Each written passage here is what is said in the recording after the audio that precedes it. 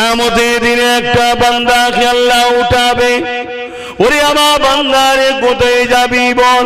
বান্দা বলবে আল্লাহ দুনিয়া জমিনে আমি আপনার দাসত্ব করেছি, নামাজ রোজা পড়েছি, নামাজ রোজা করেছি, ওয়াজ করেছি, আল্লাহ আজকে আপনার জান্নাতে যেতে চাই।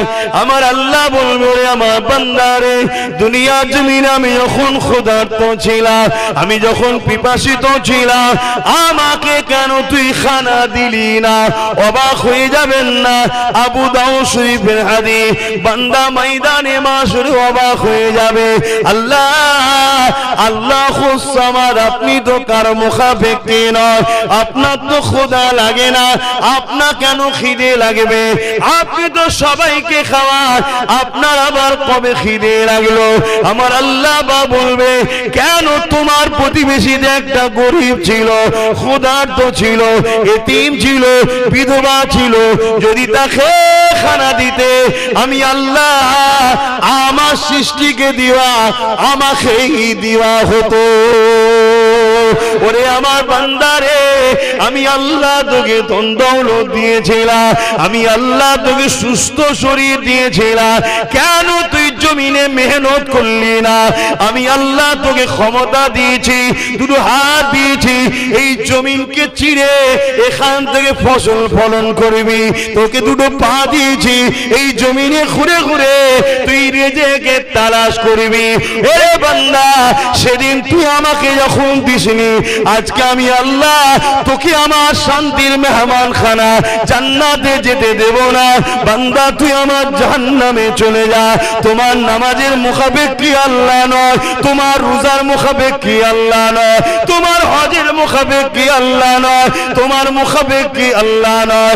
এ যুবকেরা অপর দিকে একটা বান্দাকে উঠানো হবে, তাকে বলবে কি করেছি বল? বান্দা বলতে লাগবে আল্লাহ চেন দেখিতে শুধু অন্যায় করেছি, ভুল করেছি, গান শুনেছি, যাত্রা গেছি, ফাংশন গেছি, আল্লাহ অনেক পাপ করে ফেলেছি, আপনি আমাকে এমন করে সবার সামনে অপমান করবেন না, আপনি আমাকে গোপনে গোপনে জাহান্নামে দিয়ে দিন। আমার আল্লাহ বলবে বান্দারে তোর আমল নামাটা একবার তো দেখা, আমার রহমত থেকে কেন নিরাশ হয়ে যাচ্ছি? বান্দার আমল নামা দেখতে দেখতে দেখা যাবে কোনো ভালো কাজ নাই, শুধু একটি মাত্র ভালো কাজ পাওয়া গেছে। ওই একটি ভালো কাজ দেখে এত খুশি হয়ে যাবে আমার আল্লাহ, আমার আল্লাহ বান্দার গুনাহকে চেপে দিয়ে তাকে বলবে বান্দারে যা, আমি আল্লাহ তোর উপরে দয়া করলাম, তোকে জান্নাতি বানিয়ে দিলাম। ওই বান্দা কি এমন ভালো কাজ করেছিল?